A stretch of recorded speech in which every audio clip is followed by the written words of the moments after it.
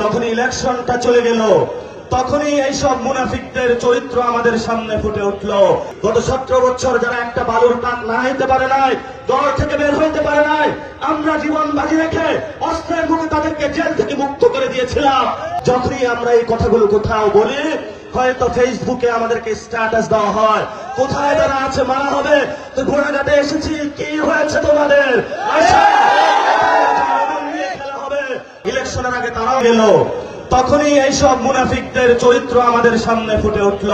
যারা ইলেকশনের আগে বলেছিল সংস্কার করবে, ইলেকশনের পরেই এইসব মুনাফিক রাস্তায় দাঁড়িয়ে বলল ওই সময় যদি আমরা সংস্কারের কথা না বলতাম তাহলে আমরা নির্বাচনে ভোট পাইতাম না।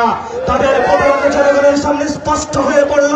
বাংলাদেশকে আবার যেভাবে তারা 90 সালে ধোঁকা দিয়েছিল, সেই ধোঁকার ফাঁদে বাংলাদেশের জনগণকে আবার নিপতিত করলো। কি দুঃখের বিষয় যে আবু সাইদ, মুগ্ধ, ওয়াসিমের দিকে তাকিয়ে আমরা ধৈর্য ধারণ করেছি। গত 17 বছর যারা একটা বালুর টাক না হইতে পারে নাই, দল থেকে বের হইতে পারে নাই, আমরা জীবন